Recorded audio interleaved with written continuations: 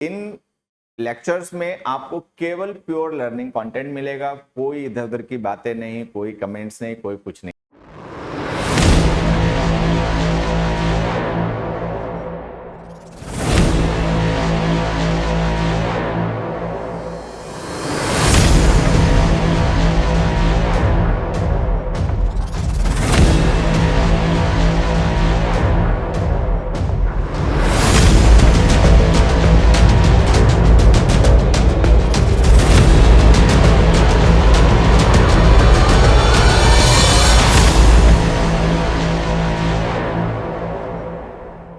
Hello dear learners, अगर आप SSC exam जैसे कि सीजीएल, सीपीओ, सीएचएसएल, एमटीएस की तैयारी कर रहे हैं और इंग्लिश में और अच्छी अपनी तैयारी करना चाहते हैं, बेहतर करना चाहते हैं इंग्लिश में अपने स्कोर को, उसके लिए आपको चिंता है। तो आपकी इस चिंता को दूर करने के लिए, आपकी तैयारी में आपकी मदद करने के लिए हम लेकर आ रहे हैं एसएससी अभिनय मैथ्स यूट्यूब चैनल पर इंग्लिश का एक रिकॉर्डेड बैच, जिसमें आपका ग्रामर, रीडिंग कॉम्प्रिहेंशन और वोकैब इन सबकी तैयारी करवाई जाएगी। अच्छी बात है कि इन लेक्चर्स में आपको केवल प्योर लर्निंग कंटेंट मिलेगा, कोई इधर उधर की बातें नहीं, कोई कमेंट्स नहीं, कोई कुछ नहीं, जिससे कि आपके टाइम का मैक्सिमम यूटिलाइजेशन हो और कम समय में आप फोकस के साथ में अच्छी तैयारी कर पाए, अच्छा सीख पाए, जिससे कि आपके सिलेक्शन का सपना इस बार ही पूरा हो। तो ये क्लासेस आपको मिलेंगी रोज सुबह 9 बजे। तो हमसे जुड़ना ना भूलें, एसएससी अभिनय मैथ्स यूट्यूब चैनल पर रोज सुबह 9 बजे। अच्छी तैयारी करें, अच्छा सीखें और अपने सपनों को पूरा करें। All the best dear learners. Good morning dear learners, कैसे हैं सभी? आज ये आपकी क्लास स्टार्ट करते हैं और आज हम लोग डिस्कस करेंगे वॉइस एंड आरसी। ये देखिए, एक प्रीवियस ईयर का पेपर है कोई, और इसकी जो वोकैब है उसको हम लोग डिस्कस करेंगे। अभी आप लोगों को दिख नहीं रहा होगा तो मैं इसको थोड़ा सा बड़ा करता हूं जिससे कि आप देख पाए। ठीक है, अब सही है। तो हम डिस्कस करेंगे आज वोकैब को। कुछ पीक्यूआरएस के क्वेश्चंस भी हैं, वोकैब के क्वेश्चंस हैं और पीक्यूआरएस के क्वेश्चंस हैं। ठीक है, तो इनको हम लोग आज डिस्कस करेंगे। आज अब डिस्कस करते हैं कुछ अच्छे अच्छे क्वेश्चंस। यहां पर मैं जिस क्वेश्चन को मार्क करूंगा आप उसी के आंसर बताएंगे। ठीक है, सबसे पहले क्वेश्चन 12, 11 और 12 के आंसर बताने। ठीक है, काउंटिंग योर चिकन्स, ये इडियम है। एक्चुअल में सबसे पहले जो हम डिस्कस कर रहे हैं ना, ये इडियम है। ठीक, तो काउंटिंग योर चिकन्स जो इडियम है, इसका हमें मतलब बताना है। तो देखिए, चिकन्स का मतलब आप समझते हैं, चूजे। ठीक है, मुर्गी के अंडे होते हैं उसमें से निकलते हैं बच्चे, उन्हें चूजे कहा जाता है, इंग्लिश में चिकन्स कहते हैं। ठीक है, काउंटिंग का मतलब सबको पता है, उनकी काउंटिंग कर लेना, गिनती कर लेना। तो ये एक्चुअल में इस तरीके का है। ये पूरा एक मतलब इडियम जो होता है ना, वो ऐसा होता है, counting your chickens before they hatch. ठीक, कि अभी कुछ हुआ नहीं है, ठीक है, लेकिन आप उसको लेकर पहले से ही विश्वास से भरे हुए हो कि ऐसा ही होगा। वो सर्टेन नहीं ऐसा होगा, मतलब किसी अच्छी चीज का आपको पहले से विश्वास और भरोसा हो, खास करके कोई ऐसी चीज जिसका होना कोई निश्चित नहीं है, कोई जरूरी नहीं है ऐसा ही होगा, लेकिन आपने ऐसा मान रखा है।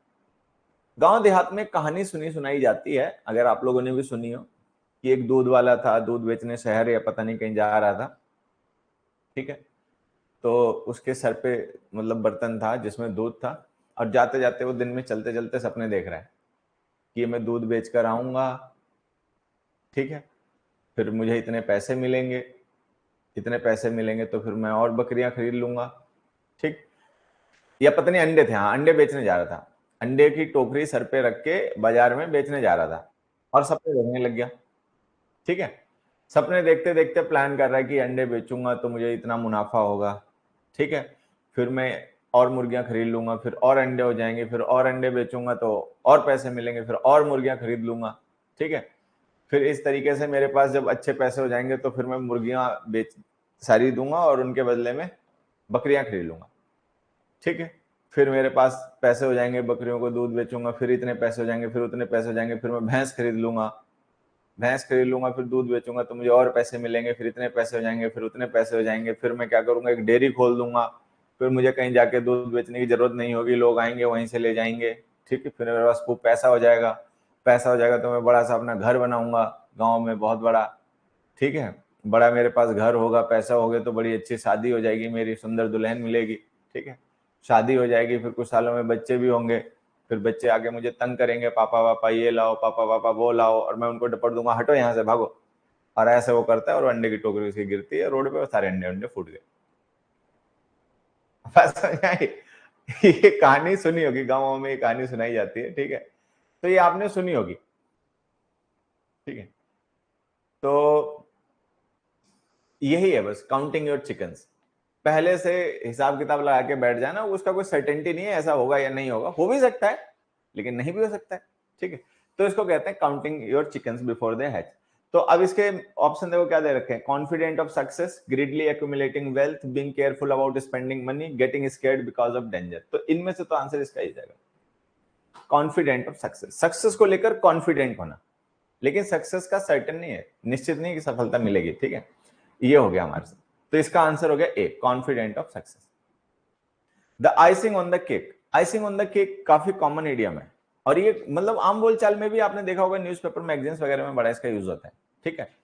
The icing on the cake, icing on the cake का मतलब सोने पे सुहागा, हिंदी में अगर कहें तो। हिंदी में अगर हम एक प्रोवर्ब देखें जो यही मीनिंग कन्वे करती हो, तो वो होती है सोने पर सुहागा।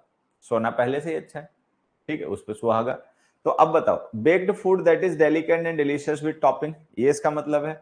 Extra benefit over and above an already good deal, पहले से ही डील बहुत अच्छी थी, उसमें एक्स्ट्रा बेनिफिट मिल गया।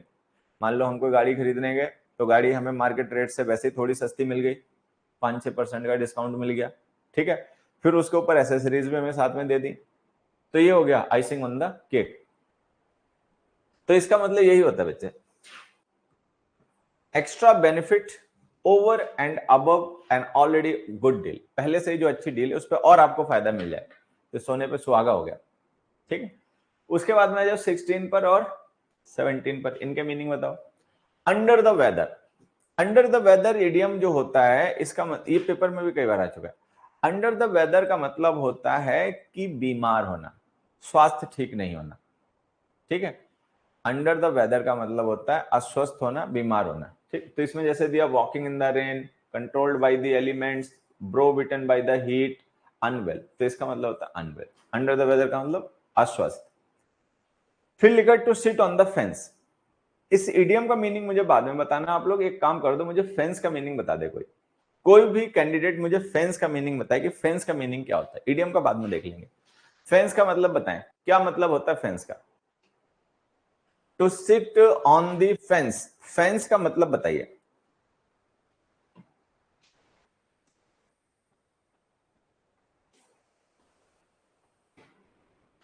फेंस का मतलब बताएं। नहीं, फेंस का मतलब ट्रबल नहीं होता, फेंस का मतलब होता है चार दीवारी। जैसे कोई बिल्डिंग वगैरह होती है, आपने देखा उसके चारों तरफ चार दीवारी बना दी जाती है, ठीक है, ऊंची उठा के बना दी जाती है, दीवार होती है, ठीक है। तो उससे क्या होता है कि बाहर के जानवर वगैरह या लोग अंदर नहीं आ पाते हैं, गेट वगैरह होता है, वहीं से उनको आना पड़ता है, ठीक है। हाँ, तो उसको कहते हैं। या फिर कई जगह होता है कि बार्ब्ड वायर्स लगा दिए जाते हैं, कांटों वाले तार वगैरह लगा दिए जाते हैं, फेंसिंग हो गई। कई जगह होता है कि लकड़ी की बना दी जाती है फेंसिंग, वो हो गई, ठीक है। कई जगह होता है कि कोई पेड़ पौधे लगा दिए जो बहुत घने टाइप के होते हैं, ठीक है, करौंदा वगैरह, तो वो भी हो गए, तो वो फेंस होती है। तो मान लीजिए जैसे कोई पार्क है, प्लेग्राउंड है, उसके चारों तरफ फेंसिंग है, चारों तरफ दीवार है, और उस फेंस पर कोई बैठा हुआ है, और अंदर उसके क्या है कि दो दल बन गए, उनमें आपस में लड़ाई भिड़ाई हो रही है कुछ, ठीक है। अब वो जो फेंस पे बैठा हुआ वो किसी को ज्वाइन नहीं कर रहा, ना इधर वाले को ना उधर वाले को। तो सिटिंग ऑन द फेंस जो है ना, वो किसी की साइड में नहीं है, ना वो इस साइड में ना उस साइड में। अभी उसने डिसीजन नहीं ले पाएगी इन्हें ज्वाइन करें या उन्हें ज्वाइन करें, ठीक है। तो ये हो गया आपका to sit on the fence. अब सिट ऑन द फेंस का हमें मीनिंग बताना है, ठीक। To act promptly, to be lazy, to be undecided, to sit without doing anything. तो आंसर है टू बी अनडिसाइडेड। अनडिसाइडेड का मतलब डिसाइड नहीं करना कि हम इसके साइड जाएं या उसके साइड जाएं, हम ये काम करें या वो काम करें। तो सिटिंग ऑन द फेंस का यूज हम करते हैं ऐसी सिचुएशन में जब कोई पर्सन हो जो कि कोई डिसीजन नहीं ले पा रहा है कि क्या करें, ये ठीक वो ठीक, ठीक है, इधर जाएं कि उधर जाएं, तो उसको कहते हैं सिटिंग ऑन द फेंस। चलो, ये हो गया, अगले पे आ जाते हैं भाई।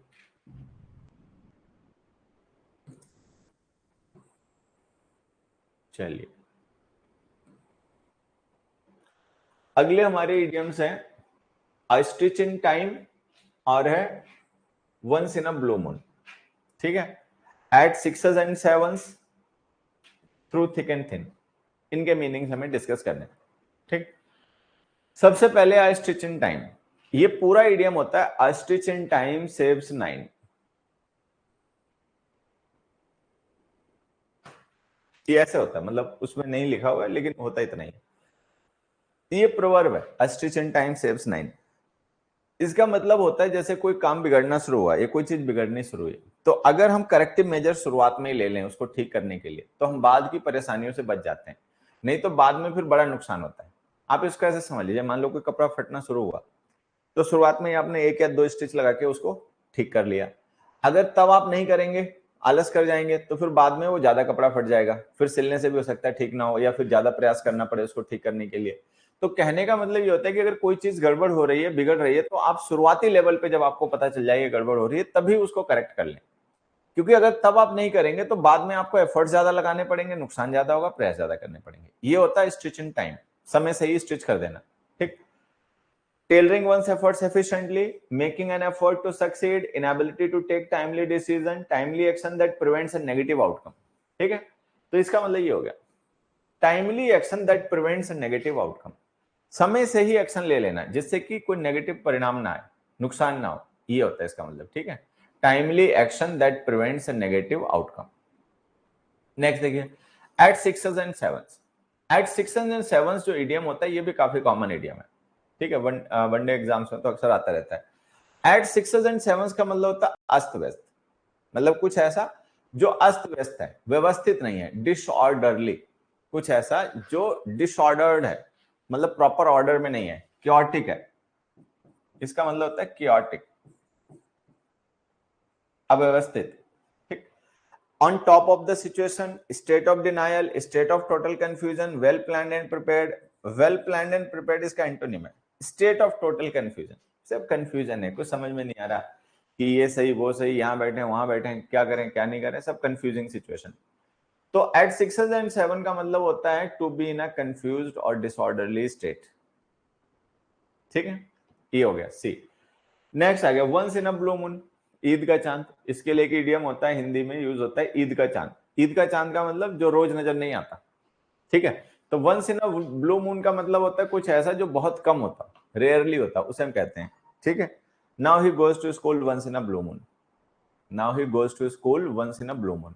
तो once in a blue moon का मतलब बहुत दिनों में एक बार, सेल्डम। तो इसका मतलब आप ये मान सकते हैं सेल्डम। तो हमें इसका वो चाहिए क्या नाम, meaning, romantic moment, occasionally, rarely, often. तो आंसर है रेयरली। ठीक है, हाँ।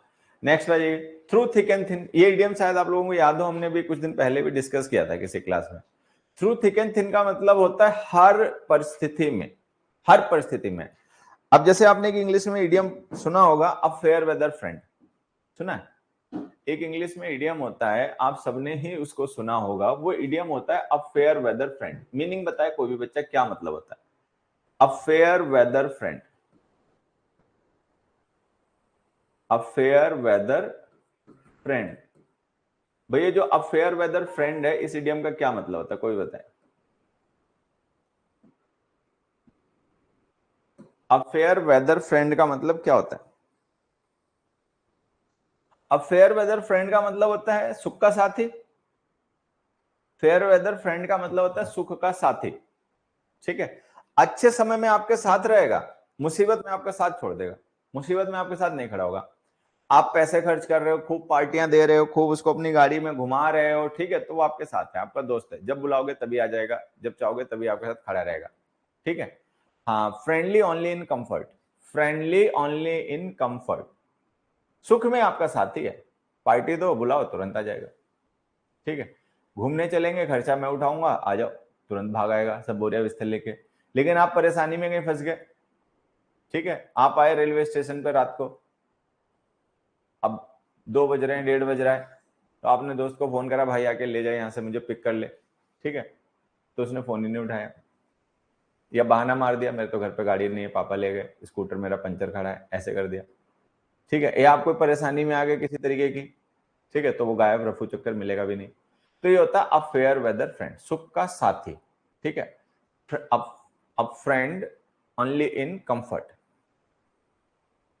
ठीक है, तो ये आपको ध्यान रखना, फेयर वेदर फ्रेंड होता है। अब हमें आ रहे थे through thick and thin. Through thick and thin का मतलब होता है हर परिस्थिति में। ठीक है, कोई ऐसा जो हर परिस्थिति में आपका साथ दे, अच्छाई में भी बुराई में भी, मतलब अच्छे समय में भी खराब समय में भी, तो वो हो गया through thick and thin. In genuine friendship, through the best of everything, among people both fat and slim, through difficult times. तो ये इसका मतलब होता है वैसे, थ्रू डिफिकल्ट टाइम, मुसीबत के समय में भी। ठीक है, ये हो गया थ्रू डिफिकल्ट टाइम्स। अगला देखते हैं। अगले हैं हमारे ये टॉकिंग 20 टू द डजन एंड लाइक चॉक एंड चीज। ठीक है, टॉकिंग 20 टू डजन, टॉक से रिलेट आप कर सकते हो, इडियम के मीनिंग को इजीली पता चल जाता है। ठीक है, टॉकिंग, हाँ, through the best of everything नहीं बच्चे, इसका मतलब होता है थ्रू डिफिकल्टी। ठीक है, मुसीबत के समय में भी। थ्रू थिक एंड थिन का मतलब मुसीबत के समय में भी। हाँ, तो बी करेक्ट नहीं होता, आप उसको सही कर लीजिए। अगला आ गया, अगला लिखा taking 20 to the dozen. Take talking, sorry, talking 20 to the dozen, इसका मतलब होता है ज्यादा बोलना। टॉक से आप रिलेट कर सकते हो। ठीक है, टॉकिंग 20 टू द डजन जो इडियम होता है, इसका मतलब होता है अधिक बात करना, तेजी से। ठीक है, टॉकिंग हरिडली एंड रैपिडली यही होता है, बाकी पढ़ लेते हैं बट होता यही है। Talking too much, talking without making sense, talking out of fun. अच्छा, टॉकिंग टू मच नहीं, इसका मतलब टॉकिंग 20 टू डजन का मतलब वैसे तेज तेज बोलना होता है, बहुत तेजी के साथ में, जल्दबाजी में बोलना होता है। ठीक है,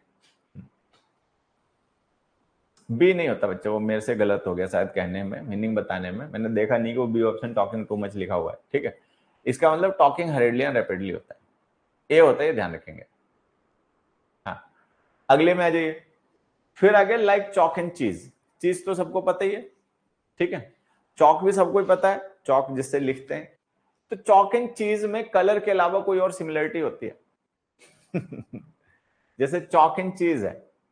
ठीक है, तो चॉक एंड चीज देखने में एक से लगते हैं।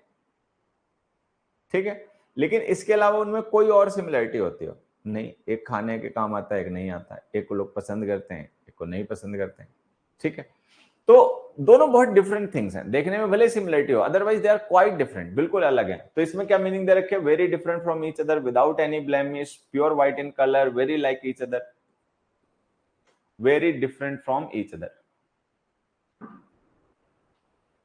तो इसका मतलब है very different from each other, like chalk and cheese का मतलब ये हो गया।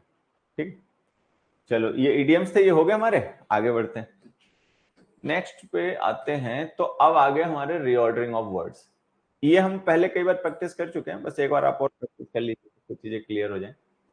चलो, ये आ जाएंगे इतने, थोड़ा सा छोटा कर लेते हैं इसे, है ना। हाँ, अब सही है, अब दो क्वेश्चंस एक साथ हमें दिख रहे हैं, उधर भी दिख रहे हैं। हाँ चलो ठीक है, दिख रहे हैं। अभी क्या करना है, क्वेश्चन नंबर 21, क्वेश्चन नंबर 22, सबको इनके आंसर बताने हैं। पढ़िए, क्या करना है सबको पता है, मैं कुछ नहीं बताऊंगा। ठीक है, आंसर कीजिए, बस मैं आंसर पे आप लोगों के कमेंट पे ध्यान दूंगा। चलो पढ़ते हैं, आ जाओ, मैंने भी पढ़े नहीं है, आपके साथ ही पढ़ लेता हूँ। 21 पढ़ रहे हैं पहले। ठीक है, लिंक ढूंढने हैं और उसको उसके हिसाब से अरेंज करना है। ठीक है, but perhaps the best way is to agree there are many ways of dealing with them without excessive argument with intransigent customers. ठीक है, there are many ways of dealing with intransigent customers, but perhaps the best way is to agree with them without excessive argument. Q S P R, ये sequence बनेगा। देखो शुरुआत यहां से हो रही है ना, देयर इंट्रोडक्टरी सब्जेक्ट लिखा हुआ है, तो शुरुआत तो क्यू से ही होगी। अब क्यू से ही शुरुआत होगी तो हमारे पास दो ऑप्शन है, एक में क्यू के बाद में पी दे रखा है, एक में क्यू के बाद में एस दे रखा है। पी में लिखा हुआ है बट, ठीक है, वो कंप्लीट करेगा नहीं पार्ट, क्योंकि डीलिंग के बाद में भी कुछ अधूरा रह गया, किससे डील करना है वो लिखा नहीं है। तो क्यू के बाद में पी आएगा नहीं, पी आएगा नहीं तो एस आ जाएगा। तो ये आंसर है आपका। तो सबसे जो हमारा क्वेश्चन नंबर 21 है ना बच्चे, इसका आंसर है B. There are many ways of dealing, बहुत से तरीके हैं डीलिंग के। किसके साथ डीलिंग के, वो बता रखा है एस पार्ट में। विद इंट्रांसिजेंट कस्टमर्स, इंट्रांसिजेंट का मतलब जिसको नहीं पता मैं बता देता हूं। इंट्रांसिजेंट जो वर्ड है ना बच्चे, इसका मतलब होता है हठी, जिद्दी, ऑब्स्टिनेट। इसका मतलब होता है ऑब्स्टिनेट। स्टबर्न, जो जिद कर जाता है, झगड़े वगड़े के लिए तैयार हो जाता है, ठीक है, तो वो हो गया। तो ये हो गया। तो इंट्रांसिजेंट कस्टमर्स जो होते हैं, जो जिद्दी होते हैं, झगड़ालू प्रवृत्ति के होते हैं, उनके साथ डील करने के वैसे तो बहुत तरीके होते हैं। एक तरीका तो यही है कि आप भी उसके साथ उलझ जाओ, जिरह करने लग जाओ। दूसरा तरीका होता है चमका दो ठीक है। तीसरा तरीका ये कि सबसे बढ़िया तरीका है कि भाई एग्री हो जाओ, ठीक है, बजाय कि बहुत ज्यादा आर्गुमेंट करने के, ठीक है जैसा कह रहा है वैसे मान लो, ठीक। तो इसका आंसर हो गया 21। अब अगले पे आते हैं। अब है हमारे question number 22। In the years following, India achieved remarkable economic development liberalization in the year 1991, the landmark reforms inaugurated via, ठीक। अब देखिए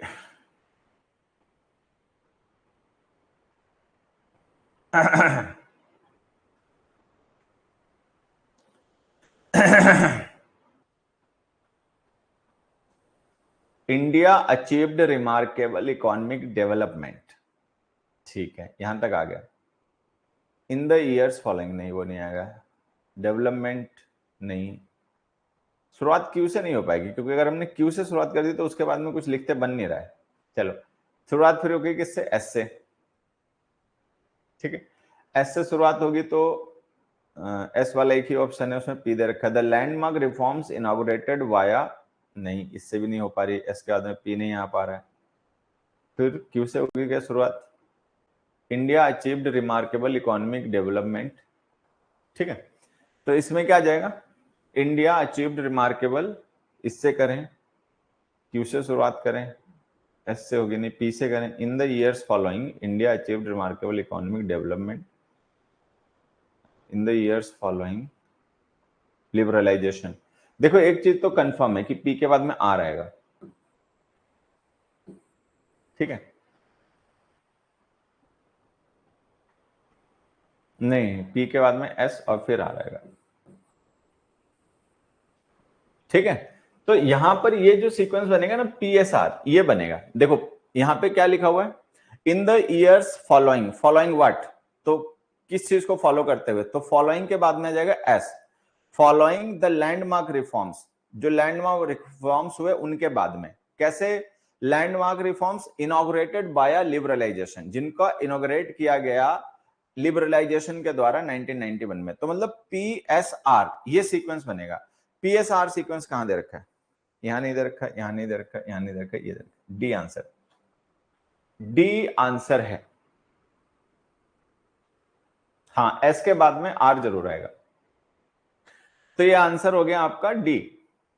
एस के बाद में आर आएगा, एक ही ऑप्शन है जिसमें एस के बाद में आर दे रखा, तो डी ऑप्शन आंसर हो गया। शुरुआत क्यू से होगी, India achieved remarkable economic development, फिर उससे जाएगा P, in the years, which years, following the landmark reforms inaugurated by liberalisation in the year 1991, ठीक। तो डी ऑप्शन इसका आंसर हो गया। जिन बच्चों ने डी किया था सही है, जिन्होंने नहीं किया था वो थोड़ा समझ लेंगे अपना कि डी क्यों सही हुआ।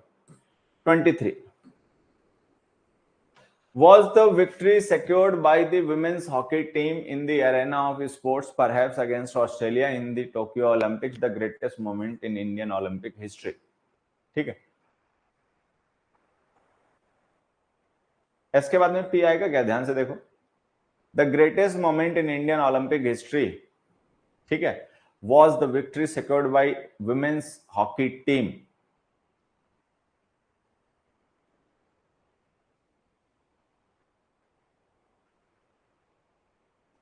the greatest moment in Indian Olympic history in the arena of sports।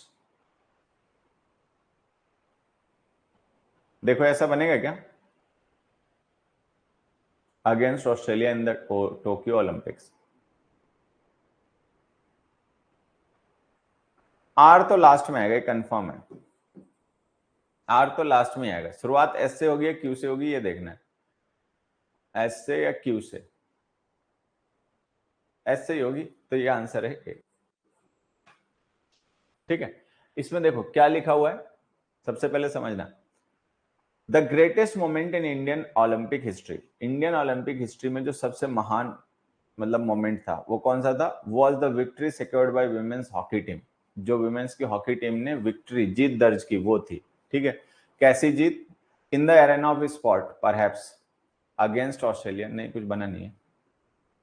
The greatest moment in Indian Olympic history was the victory secured by women's hockey team in the arena of sports perhaps। नहीं, ये बना नहीं बच्चे, कुछ नहीं, scene नहीं बना।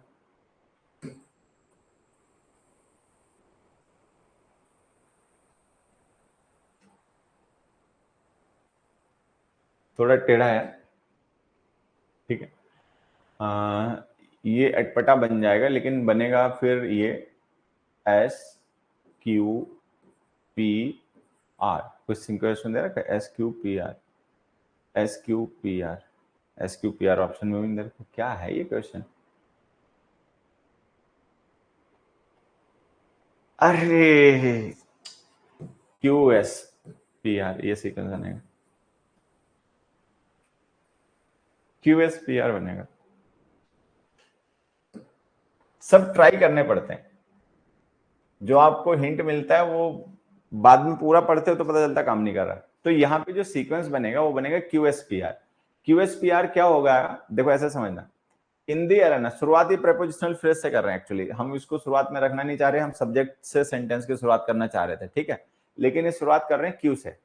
इन the arena of sports, ठीक है, स्पोर्ट्स के क्षेत्र में, परहैप्स, संभवतः, the greatest moment in Indian Olympic history, Indian Olympic history में जो सबसे महानतम क्षण था वो क्या था, was the victory secured by women's hockey team, जो वुमेन्स की हॉकी टीम थी उनके द्वारा जीत जो दर्ज की गई थी। कौन सी जीत? Against Australia in the Tokyo Olympics. तो ये जो सीक्वेंस है ना QSPR, ये बन सकता है, मतलब इन पार्ट्स को हम QSPR में अगर मतलब सीक्वेंस में लिखें तो फिर वो जो सीक्वेंस बनेगा वो ग्रामेटिकल भी होगा, लॉजिकल भी होगा। तो आंसर ये है बच्चे, QSPR।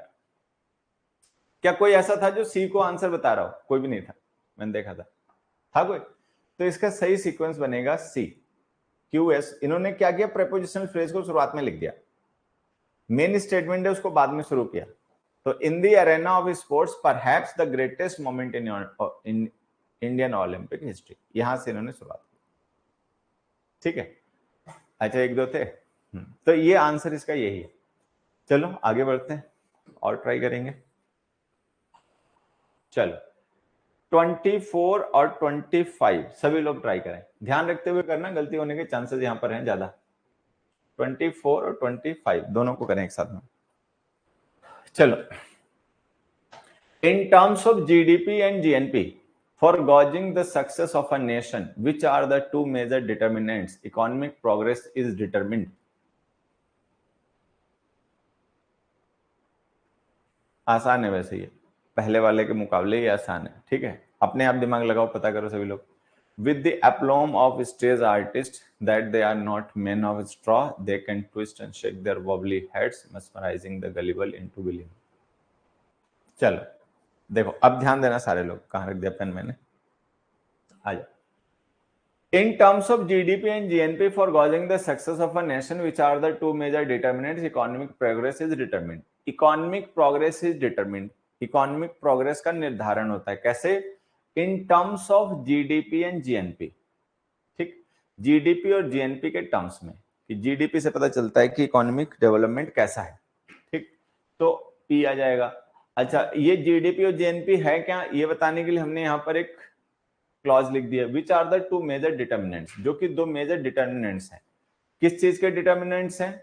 For gauging the success of a nation, किसी राष्ट्र की सफलता को नापने के लिए, गेज का मतलब मापना, ठीक है। तो SPRQ ये सीक्वेंस बनेगा, SPRQ ये दे रखा है, तो ये हमारा आंसर हो गया, ठीक है। अगले पे आते हैं, with the aplomb of stage artist. Aplomb का मतलब होता है कॉन्फिडेंस, सेल्फ कॉन्फिडेंस एक्चुअली, ठीक है। तो ये जो एप्लॉम वर्ड होता है ना, मैं इसके यहाँ पे मीनिंग लिख देता हूं, ध्यान रखना। एप्लॉम का मतलब होता है self confidence, self confidence in style,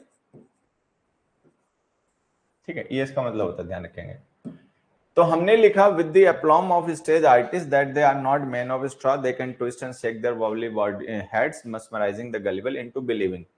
अब देखो, ये जो हमने दैट क्लॉज लिखी ना, that they are not man of straw, ये बिलीविंग के बाद आएगी। बिलीव का मतलब होता है मानना, क्या मानना वो बताने के लिए हमने लिख दिया that they are not man of straw. तो एस के बाद में क्यू आएगा डेफिनेटली, ठीक है। एस के बाद में, एक मिनट, एस के बाद में क्यू आएगा, ये हमारे पास एक हिंट है और वो डेफिनेटली आएगा।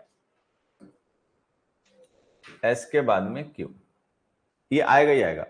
तो हम देखें कितने ऑप्शन है जिनमें एस के बाद में क्यू दे रखा है, तो ध्यान से देखेंगे एक ही ऑप्शन है जिसमें एस के बाद में क्यू दे रखा है, बस यही आंसर है। एक ही हिंट मिला और देखो एक ही हिंट ने काम कर दिया। कई बार एक हिंट मिलता है और वो काम नहीं करता, ठीक।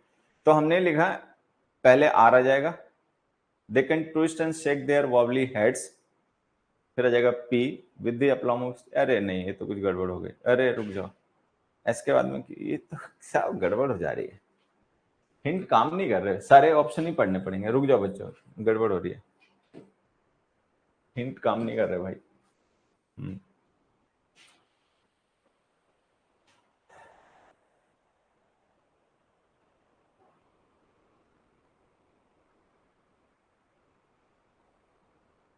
ये हिंट वैसे काम करना चाहिए था, इसने क्यों नहीं किया। With the aplomb of stage artist,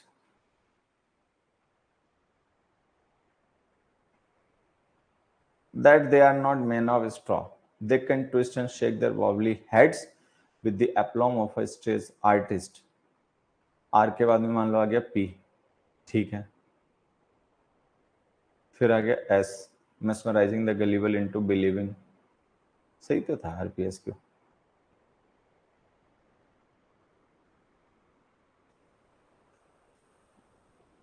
sequence तो यही था, फिर मैंने इसको मिटा क्यों दिया।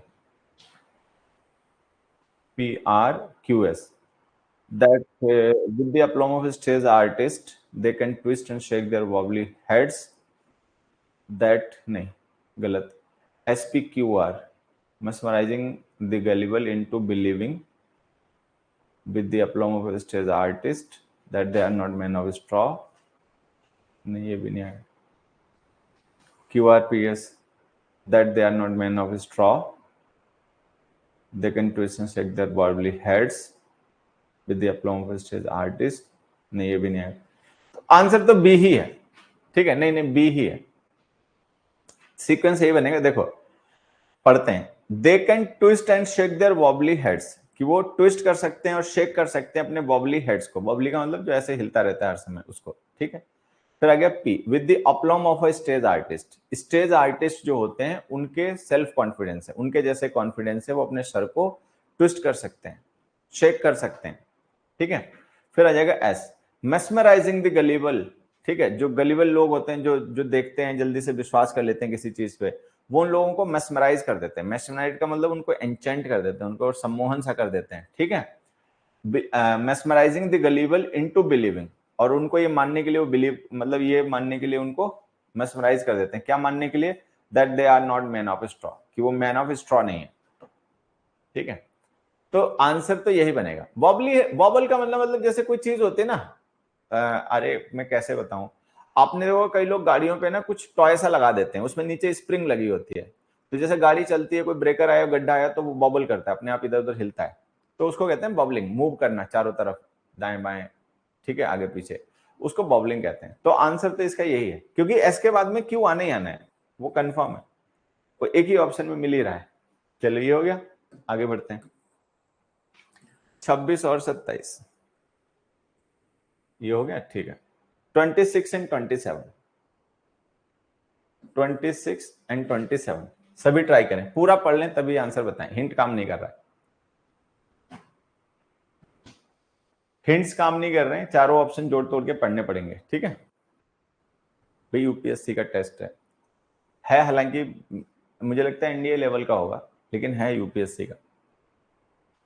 Of its rain soaked verdure and on the other there are, on the one hand there is the immense beauty, the artifacts of its visible modernity, ठीक है, are often rooted the cause of extreme poverty in the inequalities of social system। आसान question है, answer बताएं सभी लोग। अब हमने लिखा ऑफ इट्स रेन सॉक्ड वर्जर, वर्जर का मतलब होता है कि ग्रीनरी, आप ऐसे मान लीजिए ग्रीनरी, जैसे बहुत पेड़ पौधे होते हैं ना घने, तो उनकी पत्तियों को जो फॉलियाज होता है उसको वर्जर कहते हैं, ठीक है, लश ग्रीन, एकदम हरा भरा। तो if of its rain soaked verdure, and on the other there are, on the one hand there is immense beauty, ठीक है, the artefacts of its visible modernity. चलिए शुरुआत करते हैं। एक चीज तो कंफर्म है कि क्यू से शुरुआत नहीं हो सकती, क्योंकि and on the other there are लिख रखा है, ठीक है। तो देयर आर जो हमने लिखा है उसके बाद में जहां पर भी आप लिखोगे तो आएगा the artefacts of its visible modernity, ठीक। क्यू के बाद में एस आएगा, ये एक हिंट है। क्यू शुरुआत में नहीं आएगा वो एक अलग बात है, लेकिन जहां भी आएगा उसके बाद में एस आएगा। तो क्यू के बाद में एस वाले अगर हम ऑप्शन देखें तो दो है, ठीक। दोनों में से एक में आर से शुरुआत हो रही है, एक में पी से शुरुआत हो रही है। इसको टिक करने की जरूरत नहीं हो तो हमें ध्यान रह ही जाएगा, ठीक है, इसको हटा देते हैं। तो यहां देखो क्यू के बाद में एस जरूर आएगा, क्योंकि लिखा है ना क्यू में on and on the other there are, what are, तो आर के बाद में फिर सब्जेक्ट लिखना पड़ेगा, तो ये प्रीपोजिशनल फ्रेज है, ये तो आएंगे नहीं, तो आएगा एस। तो क्यू के बाद में एस जरूर आएगा। तो क्यू के बाद में एस जरूर आने का मतलब है या तो ये ऑप्शन सही है या फिर ये ऑप्शन सही है। अब एक में शुरुआत पी से हो रही है, एक में शुरुआत आर से हो रही है, तो हम देख लें कि पी से शुरुआत होगी आर से शुरुआत होगी।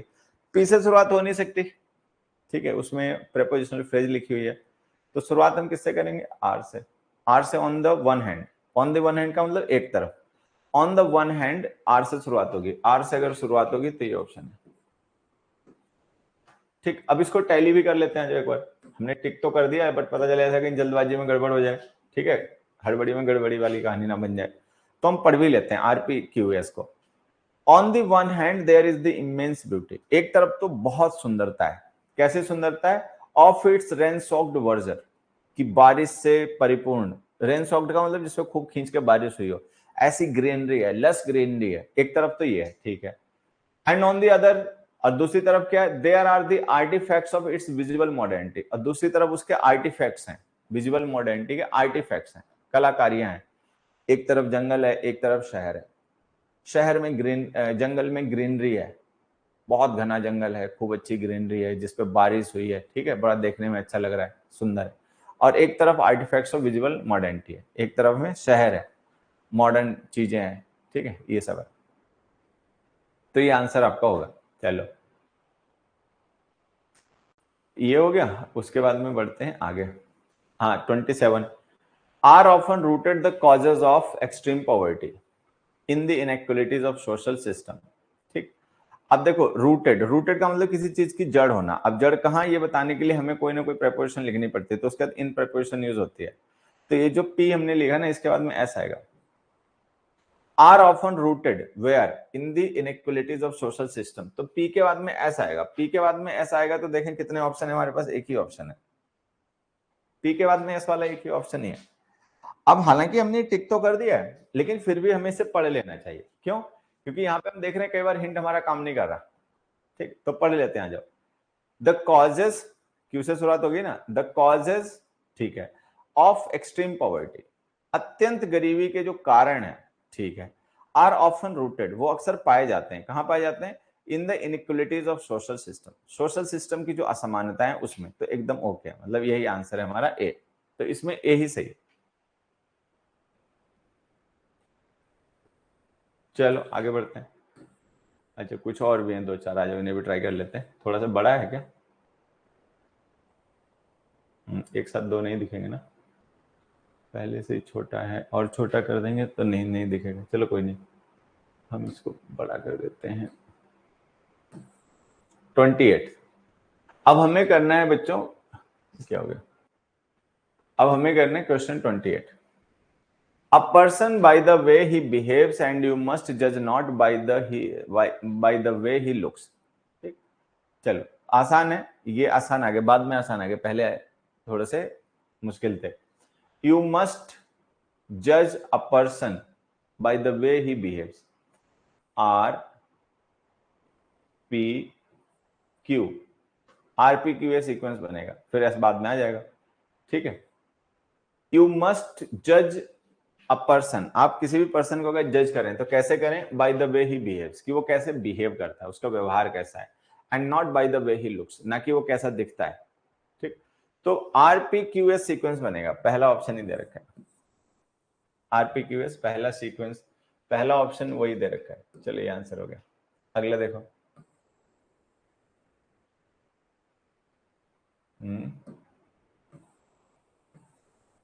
20 क्या हुआ, एक साथ नहीं आ पा रहे, एक एक करना पड़ेगा, चलो कोई नहीं।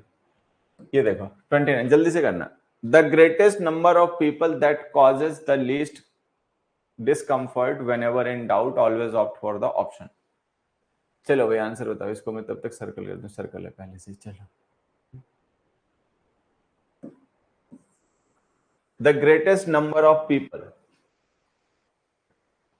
ठीक है, to the greatest number of people that causes the least discomfort whenever in doubt always opt for the option.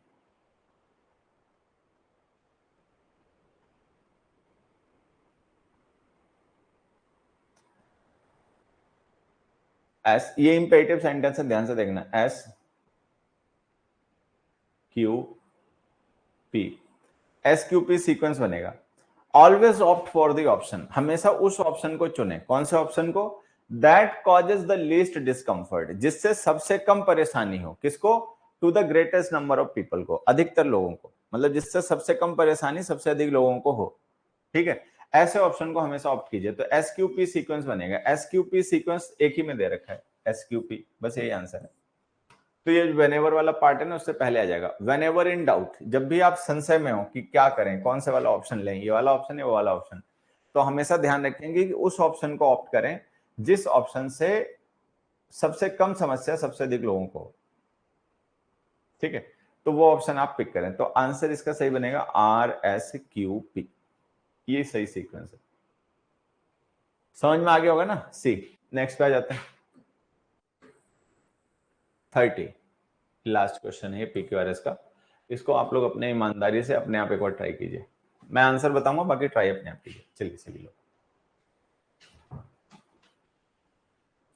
ये जो हमारा क्वेश्चन है, brought by bad times against the despondency are greatest defence faith and belief are.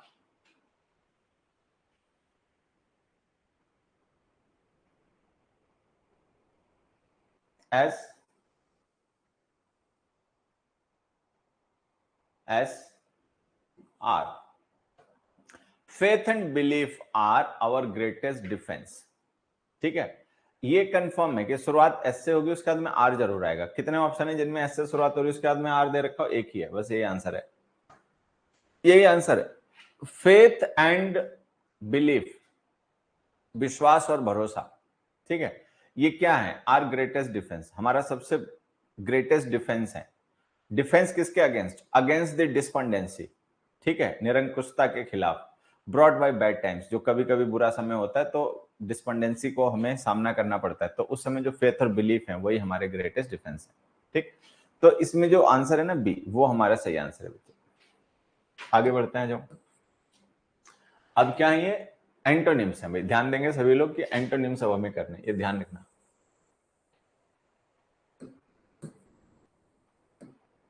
अब हमें करने हैं antonyms practice. ठीक है, चलिए एक मिनट। तो हमें इतने दिख जा रहे हैं, चलो 31, 32, 33, इनके पहले आंसर करने, फिर इधर वाले बाद में करेंगे, पहले उधर वाले। अब इसमें हमने लिखा है he is essentially a crude person. अब क्रूड वर्ड का हमें एंटोनिम बताना है, ध्यान देना, एंटोनिम। ठीक है, अब अगर हमें सिनोनिम बताना होता, सिनोनिम अगर हमें बताना होता, तब तो सिनोनिम में कोर्स है, लेकिन हमें बताना है एंटोनिम, तो एंटोनिम इसका रिफाइंड होता है। तो जो बच्चे कोर्स बता रहे हैं ना, वो बदतमीजी दे रहे हैं, उन्होंने ध्यान से देखा नहीं कि हमें एंटोनिम्स बताने थे, वो सिनोनिम बता रहे हैं। ठीक है, तो इसका आंसर है रिफाइंड। रिफाइंड का मतलब जिसमें जो पोल्यूशन है या जो मतलब कमियां हैं वो दूर कर दी गई, जैसे रिफाइंड शुगर होती है। तो रिफाइंड शुगर में क्या होता है कि बाकी जो एक्स्ट्रा चीजें हैं शुगर के अलावा वो सब उसमें से निकाल दी गई। ठीक है, जैसे आपने देखा था कि वो होता है क्या नाम, रिफाइनरी होती है। ठीक है, जैसे आपने देखा होगा कि रिफाइनरी होती है, रिफाइनरी में क्या होता है, जो क्रूड ऑयल होता है उसको रिफाइन किया जाता है। ठीक है, सभी समझते होंगे क्रूड ऑयल क्या होता है। तो जो क्रूड ऑयल होता है, सभी बच्चे ध्यान देंगे, यहाँ कहाँ लिख दो, यहाँ लिख दो। जैसे क्रूड ऑयल होता है, क्रूड ऑयल को कहां ले जाया जाता है? रिफाइनरीज में। रिफाइनरीज में उसको रिफाइन किया जाता है। ठीक है, एक मिनट, क्रूड ऑयल जो होता है उसको रिफाइनरीज में ले जाया जाता है, फिर वो रिफाइन किया जाता है वहां पर। ठीक है, अब फिर वो उसके बाद में पेट्रोल है, डीजल है, ये सब बन जाता है।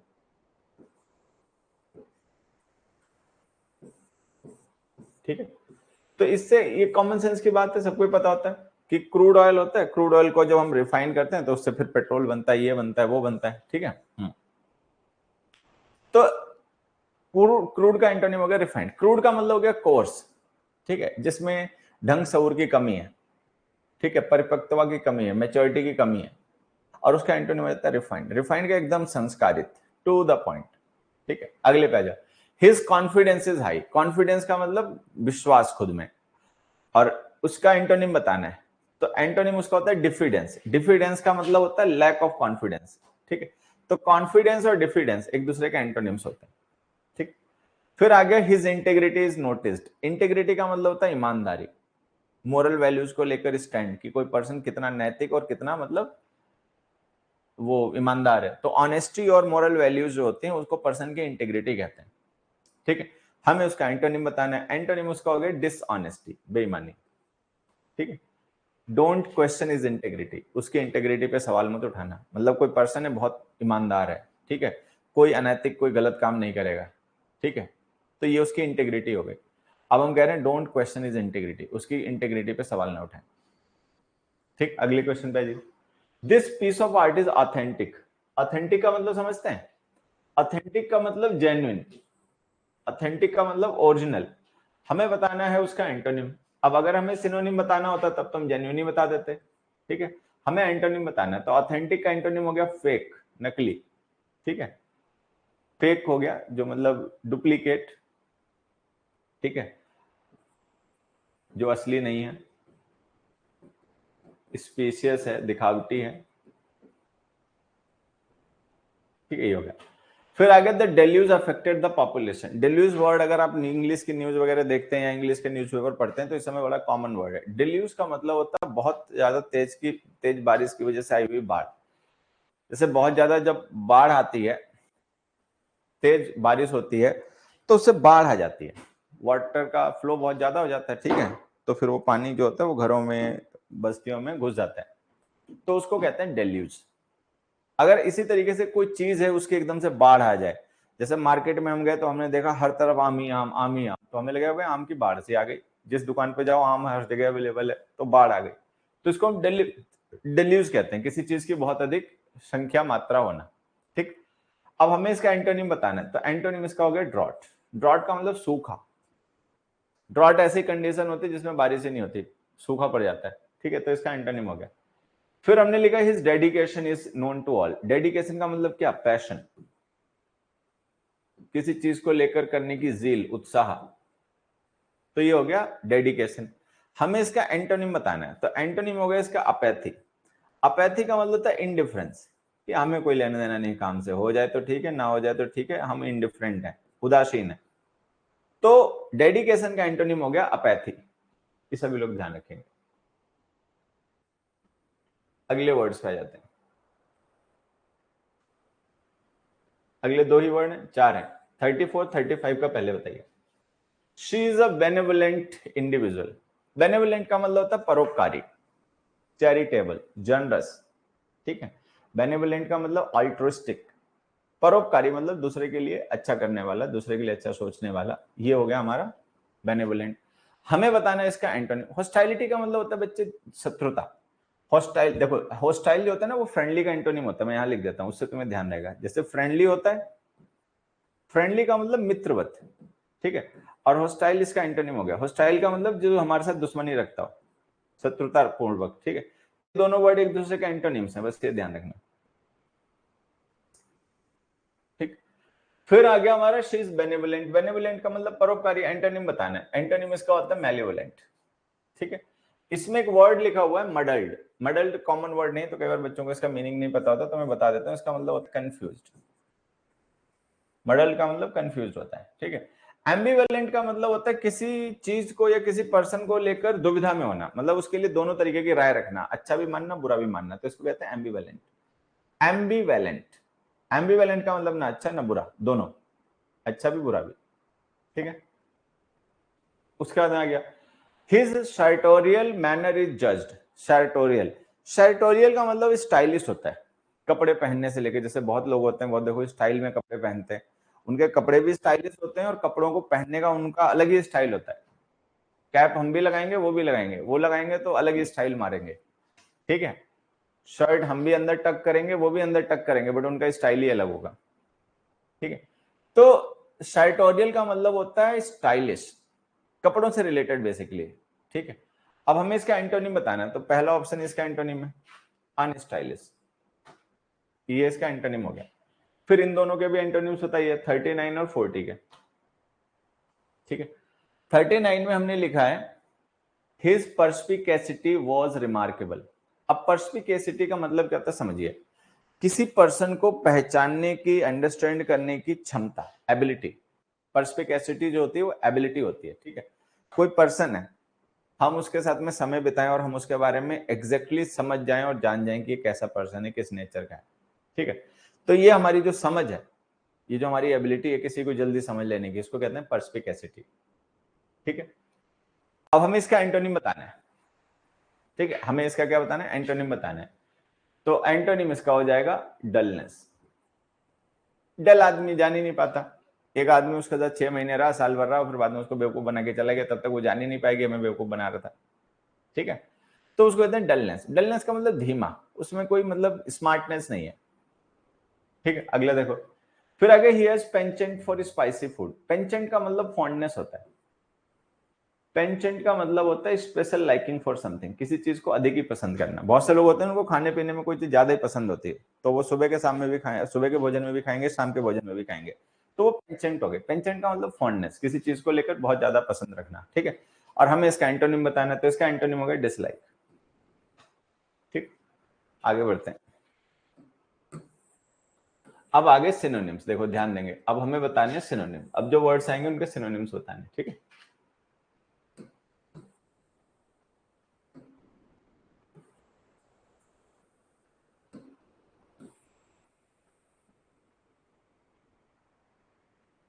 ठीक है, हाँ अब सही है।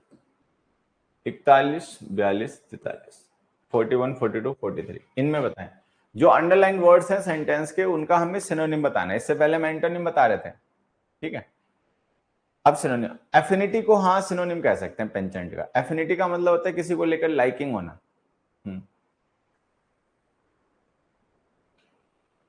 आफ्टर अ गुड मील, एक अच्छे भोजन के बाद में, it is important to pay a compliment to this chef. ये बड़ा आवश्यक है कि जो शेफ है, शेफ का मतलब कुक किया जिसने भोजन, उसको हम कॉम्प्लीमेंट करें। कॉम्प्लीमेंट का मतलब, कॉम्प्लीमेंट का मतलब प्रशंसा, प्रेज, बड़ाई। क्लियर आंसर, एक ने टिप लिख दिया, अरे बेवकूफ। कॉम्प्लीमेंट का मतलब बड़ाई, शाबाशी। नहीं कहते किसी से थैंक्स फॉर कॉम्प्लीमेंट्स, तो कॉम्प्लीमेंट्स का मतलब प्रेज, प्रशंसा। मान लीजिए किसी रेस्टोरेंट वगैरह में आप खाने गए, तो एक अलग बात है, कई बार शेफ आपको मिलते ही नहीं है बाहर, ठीक है, तो आप रिसेप्शन पे बड़ाई करके आ सकते हैं कि भाई बहुत अच्छा स्वादिष्ट खाना था, ठीक है। या जो वेटर आपको सर्व कर रहा है, आप उस वेटर को कॉम्प्लीमेंट कर सकते हो। अब शेफ से तो नहीं मिल पाओगे, क्योंकि रेस्टोरेंट का किचन कहाँ होगा, आप कहाँ होगे, किचन में वो आपको अलाउ भी नहीं करेंगे, ठीक है। लेकिन अगर मान लीजिए आपको अच्छा खाना मिला, सर्विस अच्छी लगी, ठीक है, तो वहां पे जो वेटर है जो आपको सर्व कर रहा था, या जो रिसेप्शन है, काउंटर है, वहां पे जो मैनेजर वगैरह जो भी पर्सन रिस्पॉन्सिबल, आप उसको बोल कर आइए, भाई बहुत अच्छा खाना था, मजा आ गया, सबने खूब एंजॉय किया, thanks for serving us this delicious food. या आप किसी के मेहमान बन के गए, आप मेहमान हो, आपके यहाँ मेजबान जो है, मेजबान ने आपके लिए बड़ा अच्छा खाना बनाया, बड़ा स्वादिष्ट खाना था, अच्छा खाना था, तो वहां पे कॉम्प्लीमेंट कर दीजिए। अगला देखिए, हिज वर्क इज लाउडेबल। लाउडेबल का मतलब होता है प्रेज वर्दी, प्रशंसनीय, वर्दी ऑफ प्रेज। तो ये जो इसका सिनोनिम है ना, वो प्रेज वर्दी हो गया। लाउडेबल का मतलब, लाउड करना मतलब प्रशंसा करना किसी चीज के बारे में, लाउडेबल का मतलब which is worthy of laud. अगला देखो, Raj is a competent carpenter. Competent का मतलब एबल, सक्षम, ठीक है। कैपेबल, एक्सेप्शनल, इनएडेप्ट, क्लमजी, तो आंसर जाएगा कैपेबल। कैपेबल कारपेंटर मतलब क्षमता है उसमें काम करने की, ठीक है। इसमें इनअडेप्ट जो है ना, ये होता है अनस्किल्ड। अडेप्ट का मतलब होता है स्किल्ड, इनअडेप्ट का मतलब होता है अनस्किल्ड, वो एक तरीके से उसका एंटोनिम हो जाएगा। क्लमजी का मतलब ऑकवर्ड होता है, क्लमजी का मतलब होता है ऑकवर्ड, जिसको कोई काम वाम करने का ढंग नहीं हो, जो बेढंग हो। ऑकवर्ड का मतलब बेढंग, ठीक। फिर आगे he is always jovial. Jovial का मतलब चीयरफुल, प्रसन्न, खुश, मस्त। तो इसका आंसर है चीयरफुल। कैरलेस का मतलब आप जानते हैं, क्रूड। गैरुलस का मतलब होता है बातूनी, ठीक है। क्रेडुलस का मतलब जो किसी बात को जल्दी से बिलीव कर ले, ठीक, कान का कच्चा पर्सन। मोहर रिमेस मोरोस दीज डेज। मोरोस का मतलब होता है जो पर्सन हमेशा मुंह लटकाया रहे, ठीक है, चिड़चिड़ा सा रहे, ठीक है, सन की टाइप का हो, तो उसको मोरोस कहते हैं। इंट्रोस्पेक्टिव, जर्नस, चिरपी, सलन। सलन, सलन का मतलब जो मुंह लटकाया रहे, हर एक चीज पर नाराज रहे, जो बड़ा मतलब खराब तरीके से बिहेव करे, ठीक है। अगर मीनिंग याद ना हो तो अंडरस्टैंड कैसे करें, टेक्निक काम नहीं करती बच्चे। अगर आपको मीनिंग याद नहीं है तो फिर गड़बड़ हो जाएगी। He was a reluctant learner. Reluctant का मतलब इनडिफरेंट, जिसमें किसी काम को करने का कोई जोश नहीं है, मन नहीं है, ठीक है। रिलक्टेंट का मतलब अनइंटरेस्टेड, अनइंटरेस्टेड। एक इंग्लिश में वर्ड होता है LOATH, लॉथ, ठीक है। तो रिलक्टेंट का सिनोनिम देखेंगे ना तो इसमें हो जाएगा अनविलिंग, और ईगर उसका एंटोनिम है, एंथुसियास्टिक एंटोनिम है। तो रिलक्टेंट का मतलब हो गया अनिच्छुक, अनविलिंग, जिसमें किसी काम को करने की कोई इच्छा या कोई उसका मन नहीं है। अगले क्वेश्चन आगे भाई। 44, 45। He is diligent in submitting assignments and he appears to be reticent. Reticent होता है कम बोलने वाला पर्सन। रेटिसेंट कौन पर्सन होता है? जो कम बोलता है, ज्यादा नहीं बोलता है, ठीक है। तो रेटिसेंट का अगर हम सिनोनिम देखें तो इसमें हो गया silent. He appears to be, reticent का मतलब he appears to be silent, ठीक। उसके बाद आएंगे he is diligent in submitting assignments. Diligent का मतलब होता है मेहनती एंड मतलब हार्डवर्किंग एंड केयरफुल, मतलब जो अपने काम को बड़ी केयर के साथ में, बारीकी के साथ में करे और मेहनत से करे, तो वो हो गया डिलीजेंट। सिनोनिम बताना है। डिली डैलिंग का मतलब टालमटोल करने वाला। प्रोक्रेस्टिनेटिंग का मतलब तो टालमटोल करने वाला, प्रोक्रेस्टिनेट करना, जैसे इंग्लिश में वर्ब होती है प्रोक्रेस्टिनेट। तो प्रोक्रेस्टिनेट का मतलब तक काम को टाल देना, आज का काम कल पे टालना, ठीक है। इंटेलिजेंट, कंसेंशियस, तो इसका आंसर है कंसेंशियस। कंसेंशियस का मतलब होता है जो बहुत विवेक से, जिम्मेदारी के साथ में अपने काम को करे, ठीक है, ध्यान के साथ में, केयरफुली। उसके बाद में 49 और 50।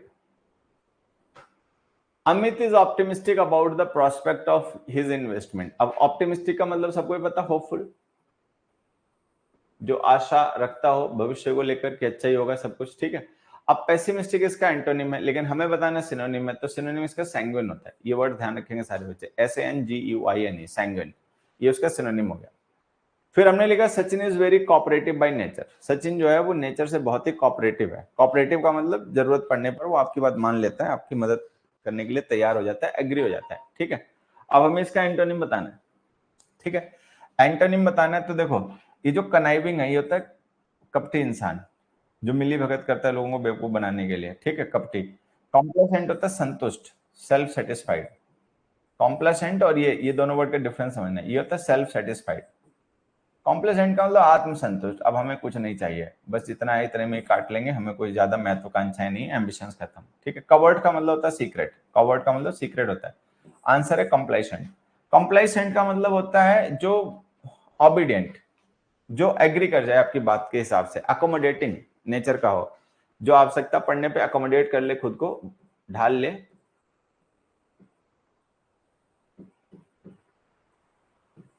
ठीक। तो कोऑपरेटिव का मतलब जो कोऑपरेट कर ले, जिद ना करे, अपनी बात पे ना अड़े, ठीक है, जरूरत पड़ने पे कोऑपरेट कर ले, थोड़ा सा कॉम्प्रोमाइज कर ले, तो इसका सिनोनिम हो गया कंप्लाइसेंट, ठीक। ये जो COMPLAISENT और COMPLACENT जो कॉम्प्लेसेंट वर्ड्स दे रखे हैं, इनका डिफरेंस समझ लेना। ये वर्ड्स अक्सर क्लोज टेस्ट वगैरह में फिल करने के लिए आ जाते हैं, बच्चों को पता नहीं चल पाता इसका मीनिंग वो है, उसका मीनिंग ये है, और गड़बड़ कर देते हैं, ठीक है, तो ये ध्यान रखना। चलो, तो आज की क्लास बस इतनी ही, ठीक है, बाकी सब कभी अगली क्लास में। चलिए।